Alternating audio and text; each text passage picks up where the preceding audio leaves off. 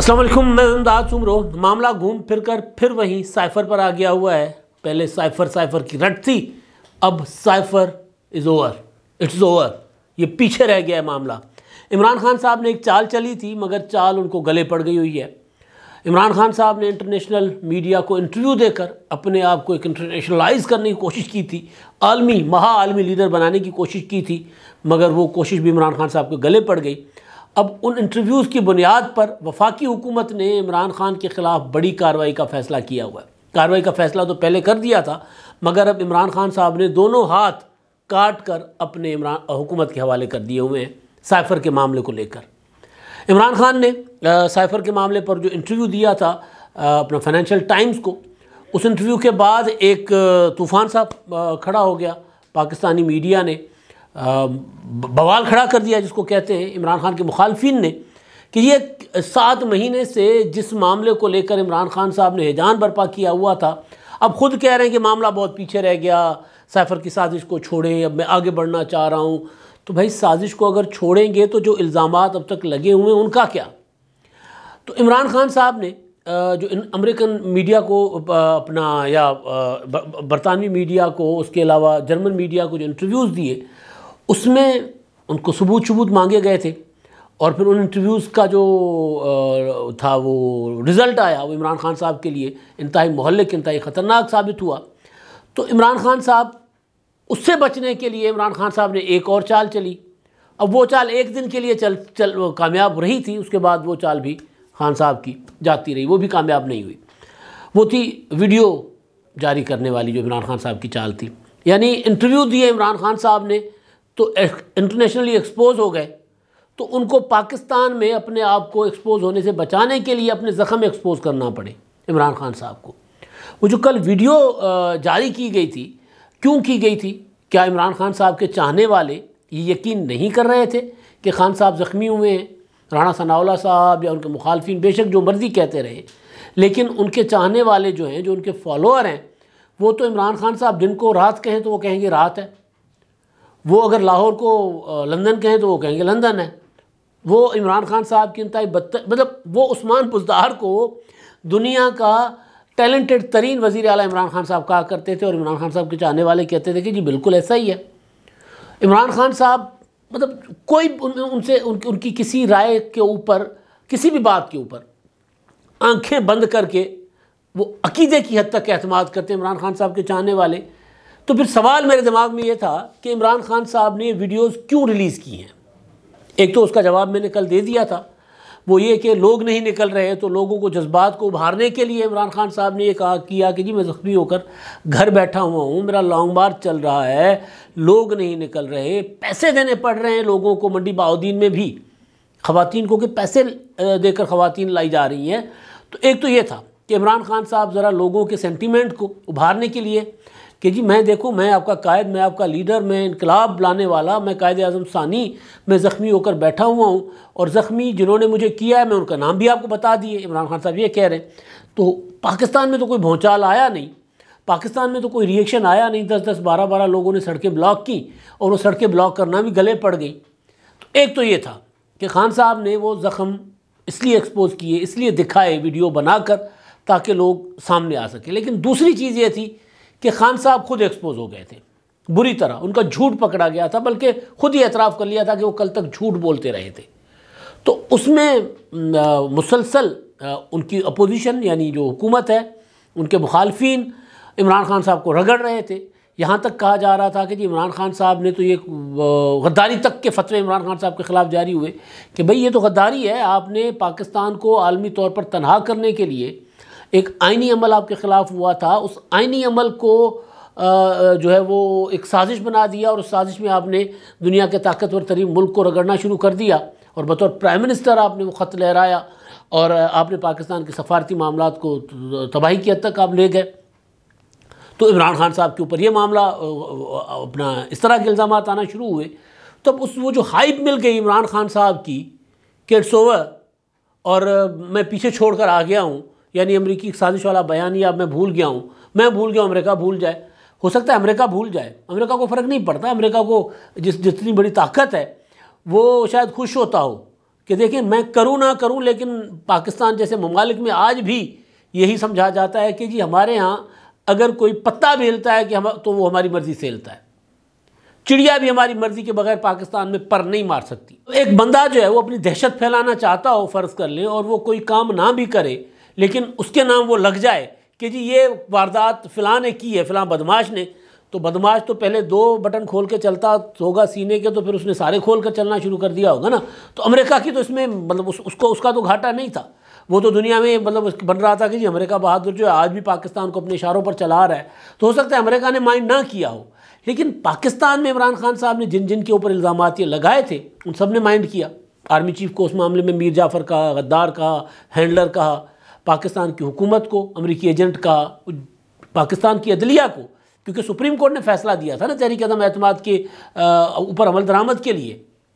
تو پاکستان کی national security committee کے اجلاس میں ہوا کہ کوئی سازش نہیں ہوئی۔ تو عمران خان صاحب جو ہیں وہ امریکہ کو تو شاید کوئی فرق نہیں پڑا ہوگا، امریکہ کے لیے آپ بولتے رہیں کوئی مسئلہ نہیں ہے، آپ نے اپنا الزام واپس لے لیا، ان کے لیے کوئی مسئلہ نہیں ہے، پاکستان میں مسئلہ تھا۔ تو لہٰذا عمران خان صاحب نے پاکستان میں اپنے اوپر یہ جو ان کے خلاف ایک چیز ماحول بن رہا تھا اس کو ڈائلیوٹ کرنے کے لیے ایک اور دھول اڑا کر اس کو میں کئی بار گزارش کرتا ہوں نا، عمران خان صاحب پروپیگنڈا میں جیتے ہیں، ایک پروپیگنڈا کرتے ہیں، وہ پروپیگنڈا ٹھس ہو جاتا ہے، پھر دوسرا کرتے ہیں، پھر دوسرا ٹھس ہو جاتا ہے، تیسرا کرتے ہیں، وہ ہر ٹائم پروپیگنڈا اور سازشیں سوچتے رہتے ہیں۔ تو خان صاحب نے جب ان کو گلے پڑا ان کا انٹرویو امریکہ کی قبولیت کے چکر میں، پاکستان میں مطلب وہ ان کی تباہی پھر گئی، تو انہوں نے پھر زخم ایکسپوز کر دیے۔ ایک یہ تھا کہ لوگوں کے جذبات ابھارنا، دوسرا یہ کہ وہ جو امریکی معاملہ تھا سازش والا، اس سے جب میں مکر گیا ہوں تو یہ پاکستان میں ڈسکس میں نہیں آنا چاہیے، یہ تو میں نے امریکہ بہادر کے لیے کہا، میں نے انگریزی میں بولا ہے، میں انگریزی میں کہہ رہا تھا۔ اب کل میں سن رہا تھا عمران خان صاحب جو وضاحت دے رہے تھے کہ جی میری باتوں کو لے کر کچھ خاص لوگ جو ہیں وہ میری باتیں نکال کر اس پر پروپیگنڈا کرتے ہیں، تو میں نے تو پہلے ہی کہا ہوا ہے کہ امریکہ نے غلط کیا تھا اور سازش کی تھی، 2 الگ الگ چیزیں ہیں۔ اب عمران خان صاحب وہ جو امریکی سازش بتا رہے تھے سائفر کو، وہ اب اس پر آ گئے کہ امریکہ نے غلط کیا تھا۔ غلط کرنا اور گناہ کرنا اس میں 2 فرق ہے،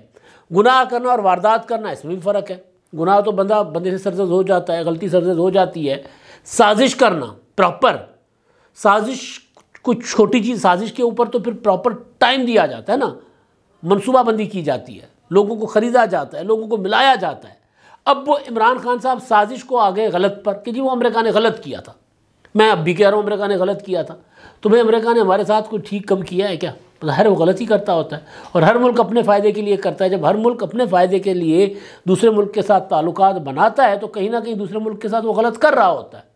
تو ہم نے کہہ رہے ہیں اب عمران خان صاحب وہ سازشی بیانیوں کو کہہ رہے ہیں وہ غلط کیا تھا۔ تو جب یہاں پر ایکسپوز ہو گئے، جب یہاں پر مطالبات آ گئے عمران خان صاحب کے اگینسٹ،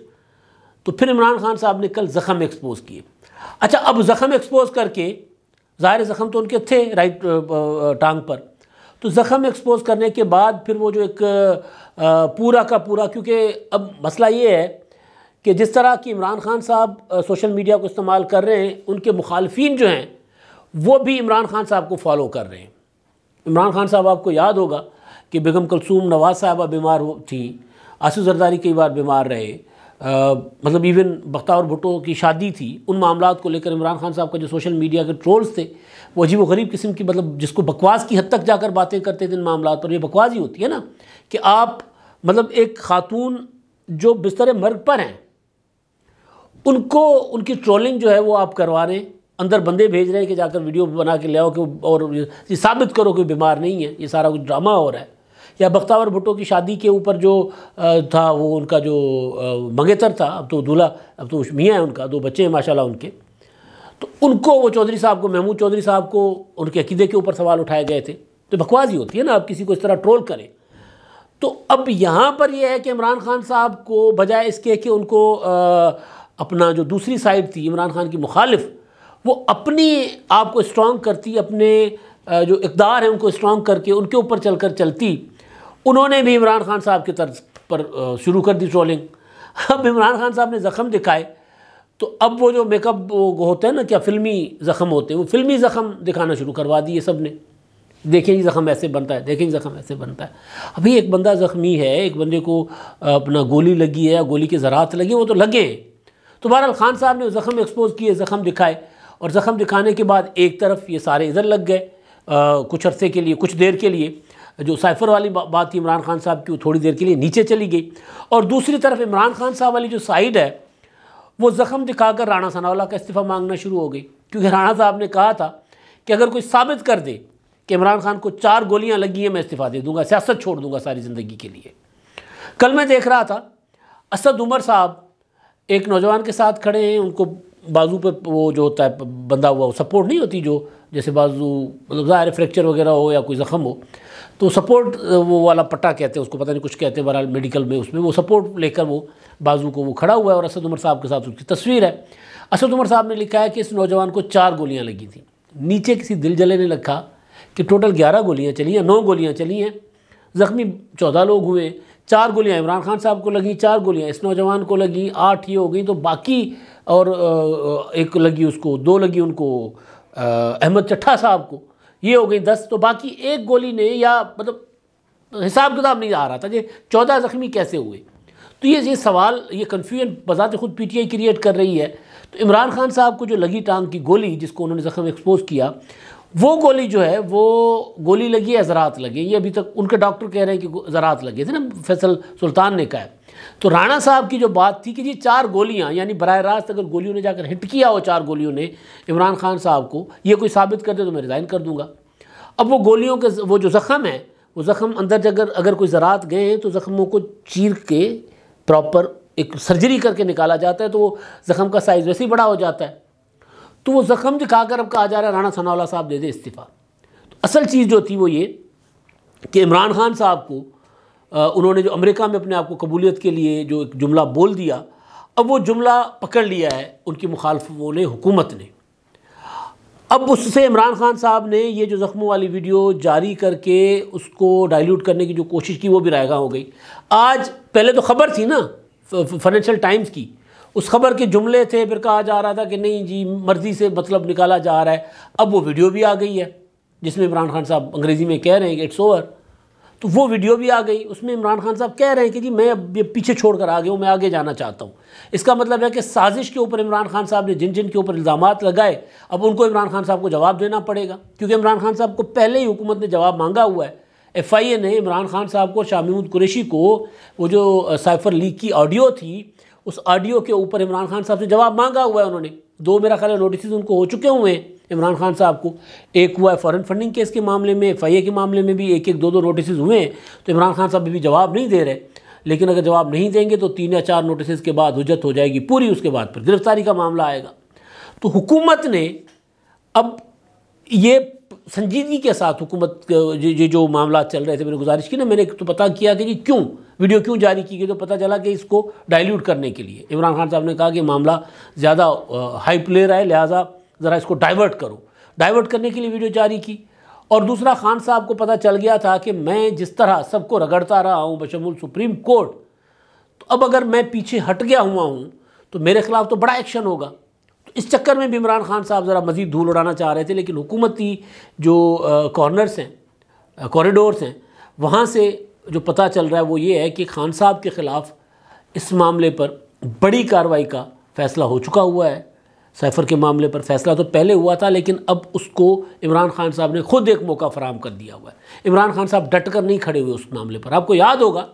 کہ یہ کوئی 1-1.5 مہینہ پہلے کی بات ہے، عمران خان صاحب نے کسی انٹرویو میں کہا تھا کہ جی میں قومی اسمبلی میں واپس آ جاؤں گا،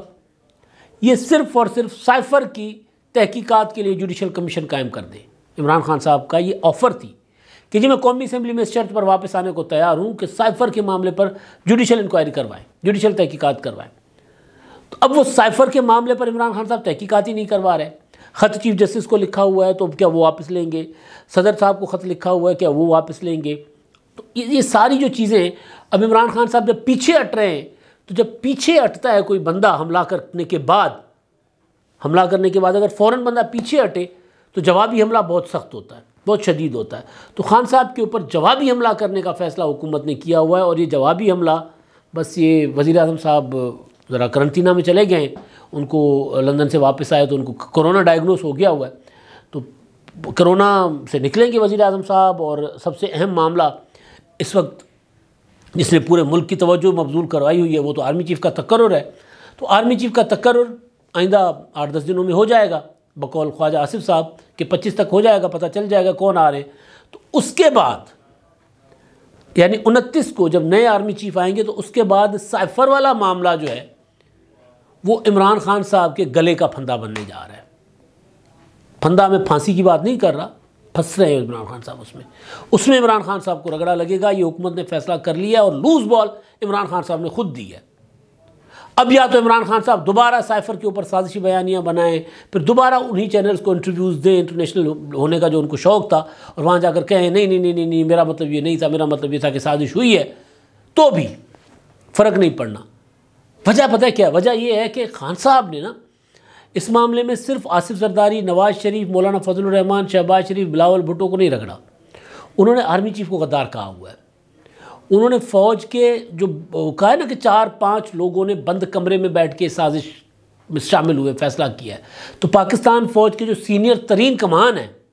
جو جرنیلز ہیں، ان سب کو عمران خان صاحب نے اس میں شامل، ان کے اوپر غداری کا الزام لگایا ہوا ہے۔ پاکستان کی جوڈیشری کے اوپر عمران خان صاحب نے اس معاملے کو لے کر انگلیاں اٹھائی ہوئی ہیں، تو لہٰذا عمران خان صاحب جب خود اس سے پیچھے ہٹ رہے ہیں تو یہ 35 پنکچر نہیں ہے، میں نے کل بھی کہا تھا یہ 35 پنکچر والا معاملہ نہیں ہے، یہ سنگین الزام ہے۔ تو جب سنگین الزام سے عمران خان صاحب خود پیچھے ہٹ رہے ہیں تو پھر عمران خان صاحب کو اس کا خمیازہ بھگتنا پڑے گا، اور حکومت اس بار اس معاملے کو لے کر پیچھے ہٹتی نظر نہیں آ رہی۔ جیسے 29 نومبر کو معاملات سیٹل ڈاؤن ہو جائیں گے، نئے آرمی چیف آ جائیں گے، تو اس کے بعد حکومت سب سے بڑا جو پھندا تیار کر کے بیٹھی عمران خان صاحب کے لیے وہ سائفر کا ہے۔ اب تک کے لیے اتنا ہی، اللہ حافظ۔